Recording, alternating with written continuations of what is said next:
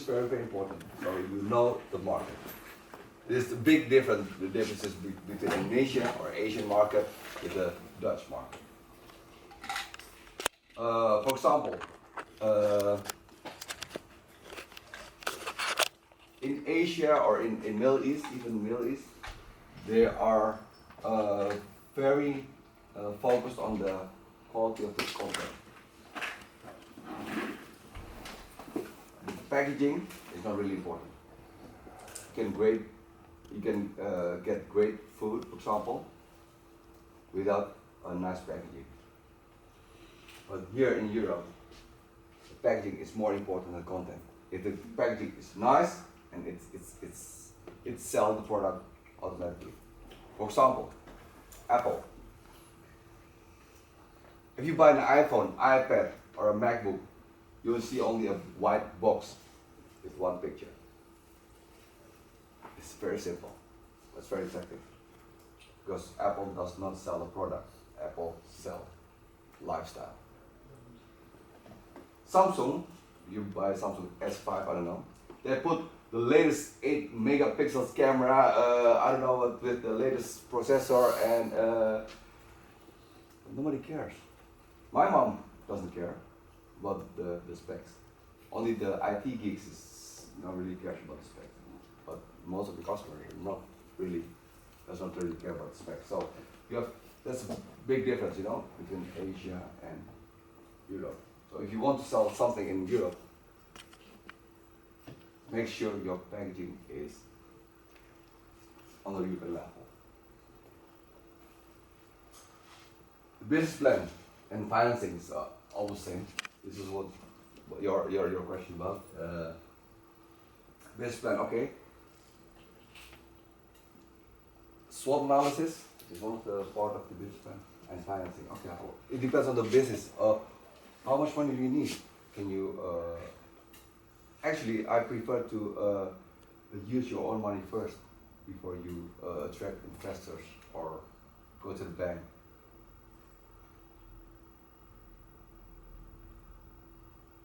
And don't worry about if the plan does not work as you hope. There's always another way, plan B, plan C. Yeah. So having your own business means you have to deal with a lot of failures, a lot of issues. But I don't see as a problem, but I see as more as challenge. And you learn from your failures than from your success. This is very important in Holland. You can not send an invoice if you're not registered at the Chamber of Commerce. It's not comparable with the Kadin in Indonesia, because Kadin is an association.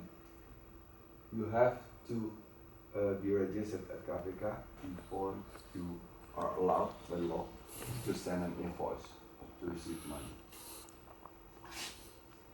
The registration is very easy. 10 minutes, you are registered. But you have to be registered. And then within 2 weeks, you will get a post from the Dutch tax administration. So it's very important to be registered. Is there any requirement for the registration, like the size of your company, the size of your employee, or you can just register? No, you can register. Even as freelancer, you have to be registered. Even as a freelancer? Yeah, a single fighter or a sole trader, you have to be registered before you can send your invoice.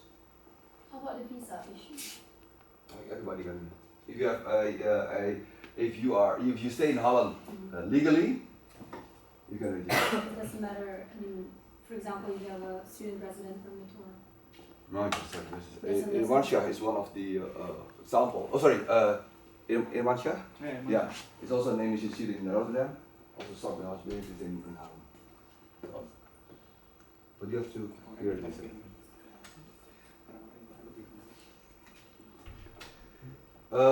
There are 3 types of legal forms in Holland. Can I have the next slide? Yes. Sole trader or freelancer. This is the easy one. If if you are, I don't know, the most IT guys are freelancers. In my opinion, the first group is not they're not entrepreneur.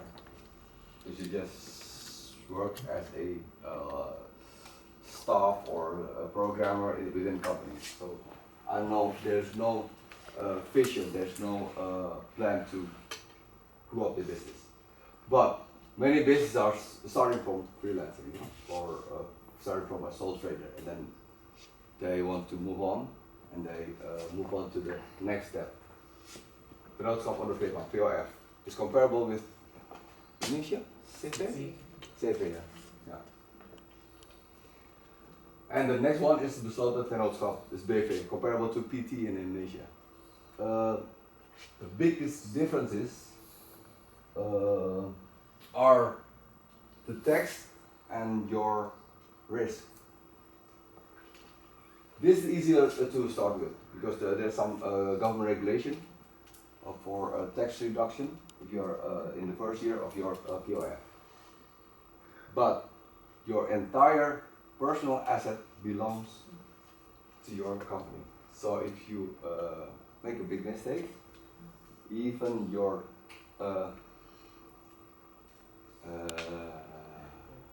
PlayStation, they will sell it. They will acquire all your personal belongings. Besloten vennootschap is the safer way, but you have many obligations, especially tax obligations. The only risk is your investment money. So if you invest 20,000 euro and the business is not going well, you lose your 20,000 euros. But they don't come to your house to acquire your belongings. But to have a BV, you have a minimum salary. And this year is about 46,000 euro. So if you don't have revenue that much, the Dutch tax doesn't care. You have to pay the tax. So that's the biggest challenge. Your salary is set in the beginning of the year. So if you're okay, I think my business is going well. My salary is 100,000 euros for this year. But somewhere in the year, you have problem to actually to pay your own salary. The Dutch Belastingdienst, tax administration, I don't care. You have still to pay 52% of your salary. So this is something, but this form is more safe if you are working with another partner. Because if this is problem with his own personal financing, you can buy his share and then get rid of him. But also, if something wrong, because one of the owners is also has problems, they don't come to your house, you know, to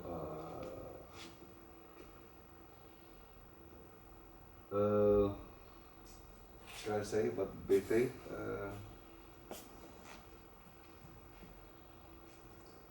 Also, oh yeah, this is also. I think if you want to do business internationally, this is also the right form. There's a kind of rule if you start with POF. When it's time to move to the next step, the rule is if you have a revenue of about 100,000 euros minimum, and then it's okay. Then the next step is a BV. Any question about the legal forms? When you start out, Yeah. you don't have a revenue of the last year already to show how much is your annual revenue. So Yeah. you give a projected revenue. Yeah. They ask you what the presentation is. But context. You said that this somehow also depends on how much revenue you have in a year, Yeah. and you don't have revenue when you start out. So is it a projected? They'll ask you about your revenue. They won't ask about the revenue, but they will ask about your business plan.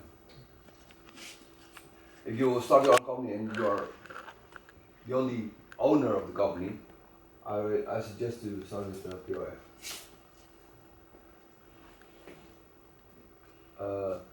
They only come to you if you really messed up, you know. If you buy with your own the first money a new car, for example, and you can't pay the suppliers, and then they will come to you. But there's also a risk in the BFA. If the management is doing illegal activities, they will come to you personally. So this one is if you just doing a bad management or you have just a bad luck, they will come to you, and you can't pay the suppliers anymore. They will come to you. Any questions? One thing, I don't want to scare you about the whole process. It's if your intention is to do business and to do proper business, you don't worry about it. Next slide. Yeah. Actually, I already mentioned many things. If you want to start a business in Holland, this is the most important thing: tax and administration. I don't like it, so I ask my accountants to do all the stuff.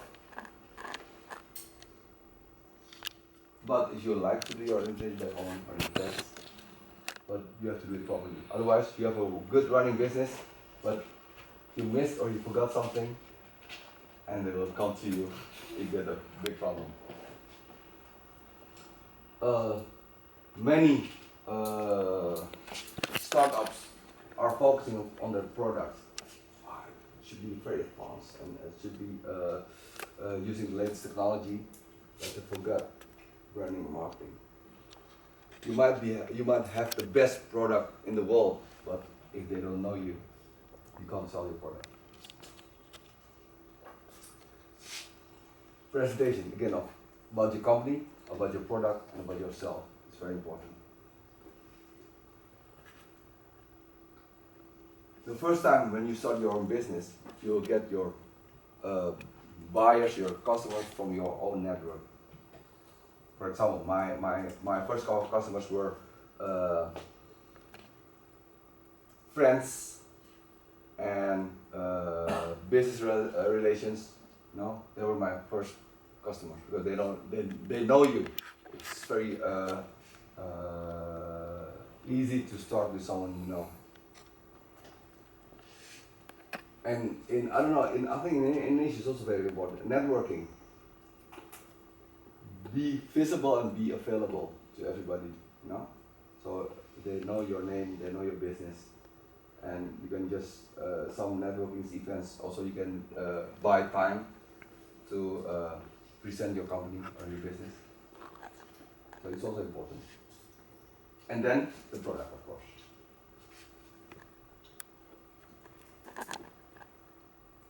Is this last one, I think? Yeah, good luck. And don't be afraid if you have the intention to do a proper business. Do it. I can't give any, let's say I can't imagine any other kind of, how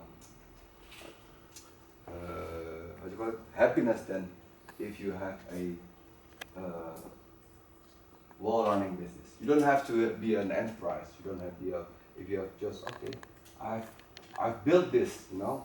I've built from scratch to, for example, I have 2 or 3 employees, or I've built this and I have now about 200 employees, or you are self-supported. You don't ask for someone else for money. You can earn your own money, and you can build your own empire, for example. I don't know. I hope so for you. So, any questions?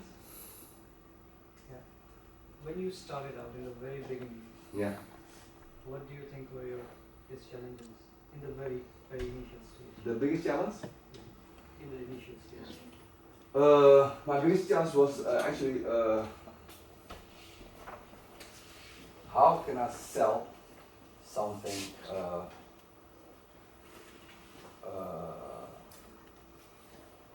I wasn't a salesman.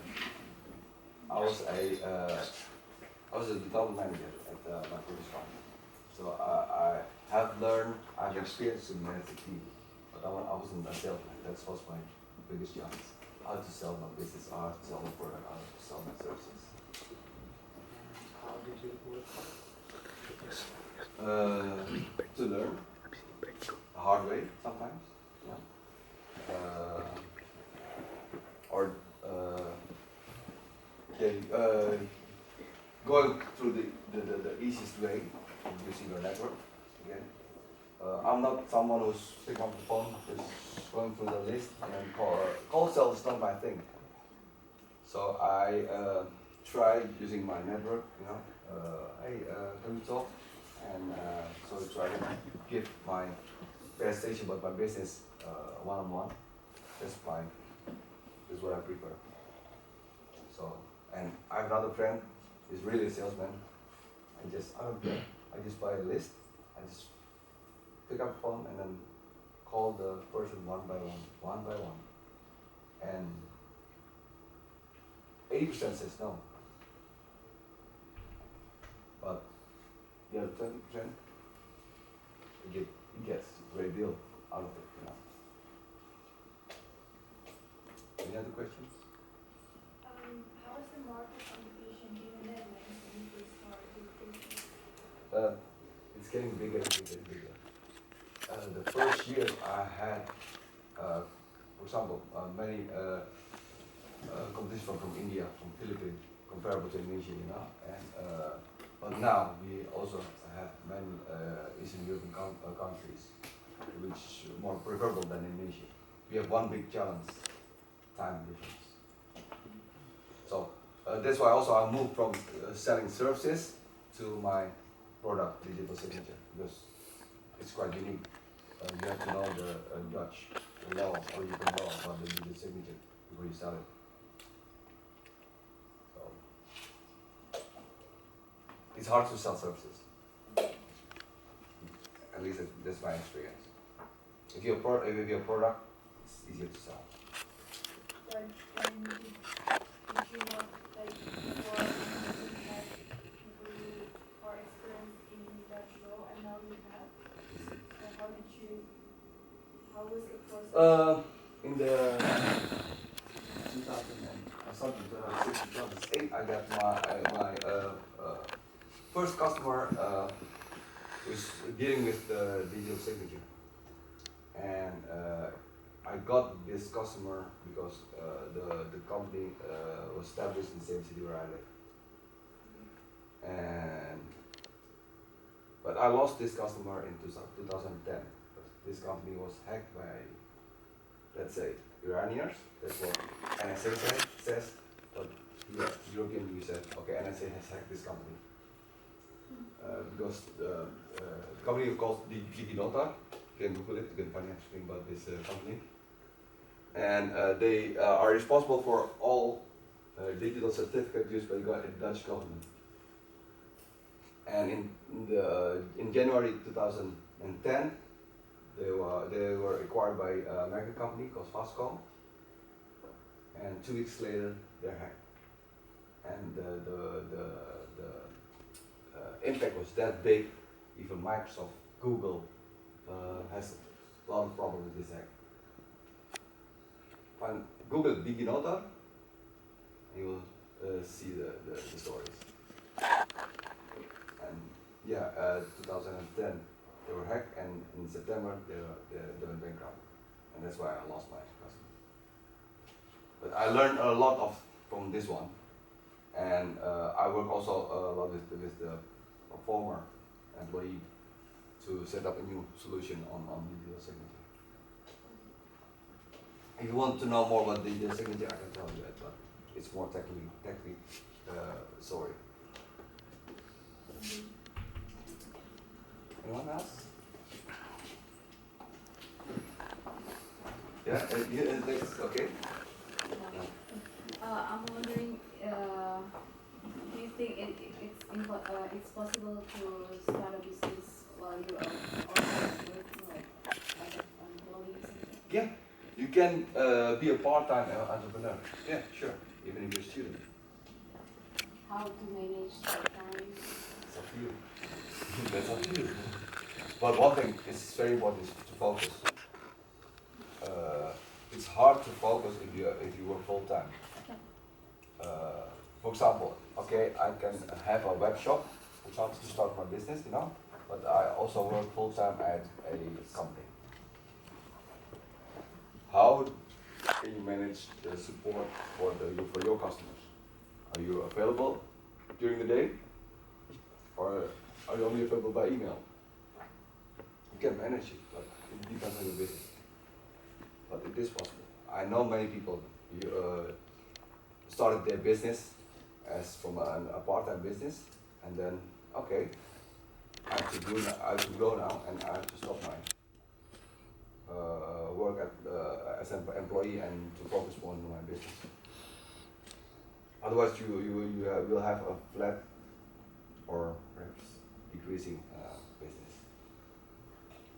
So Yeah. eventually you will like sign out from your job. Yeah, because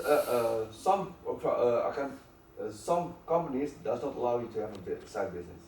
It depends on your contract, so you have to read your terms and conditions or your contract first before you can start the company. But it is possible. For example, if you work for a insurance company and you want to start a web shop or a shop in superfood, you know, it's very hard at the moment. It's okay, why not? But if you want to grow your business, there is a moment you have to make a decision. Okay, I stop my work as an employee and just focus on my business, or you take the risk that your business will go flat or increasing. I'm wondering, how did you do your market research and how long did it take? My market research, I did my market research about a year. Also went to Indonesia in 2005 to, I know Indonesia. Before that, I know Indonesia as my favorite holiday destination, but not from a business point of view. So I did 1 year research in Indonesia about the number of developers, the quality of developers. And then after I started, you don't stop your research when you start your business. It is an ongoing process. I can imagine by inferring your statement before that a startup is run by running business, but how did you start with the idea of the digital signature? Since maybe I have an idea that we can implement this kind of a banking system like here by using Ideal to Indonesia, and that should be a very good example of a software or solution in the banking system. But how did you come up with this idea of digital signature? It came up because my customer, the Ginota, they were also one of the first company introducing digital signatures in Holland, but they were focusing on the government. My focus is small and medium enterprises, because government, to deal with government level, you have to have a what we call a qualified certificate, and you can't use it if you're not registered as a government employee, or you are a judge, you are a lawyer, a notary, and some other professions. So my idea, okay, I do business. I also buy, for example, buy software from other countries than Indonesia. But what about signing my contract? Many people put the pen scribble on the document, scan the document, send the email. But that's not, according to the European law, it's not valid. So there's a gap between government using the digital signature and the small medium enterprises. And I try to fulfill the gap. That's all.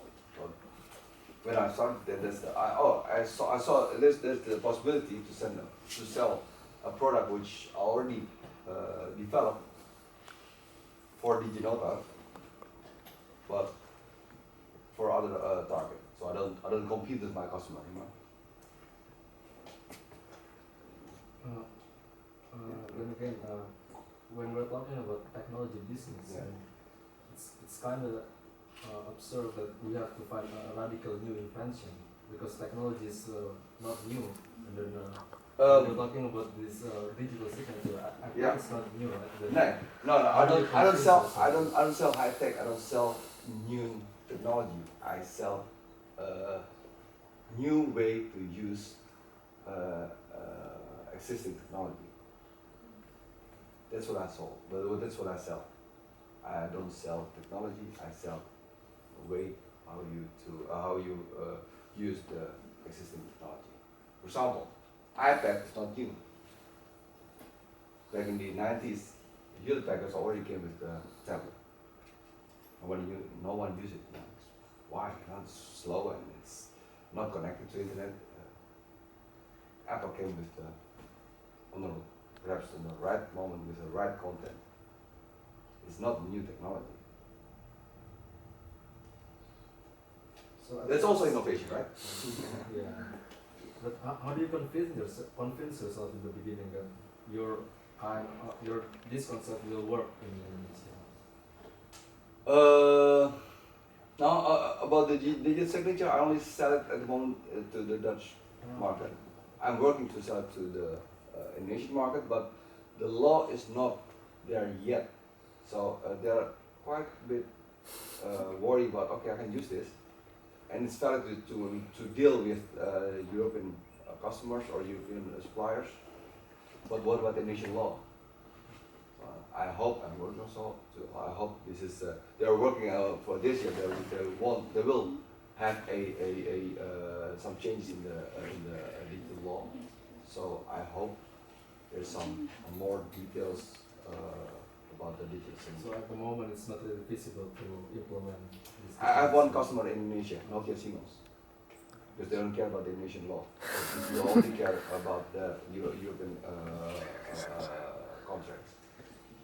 And it is not about contract actually. They signed the timesheet. The engineers from Nokia Siemens went to Telco, the Telkomsel or to Indosat. It's not only about timesheet because they only can invoice their work if the timesheet is signed by the customer. Before that, someone has to bring the printed timesheet to the manager at the Telkomsel, sign it, and back again. It took too much time.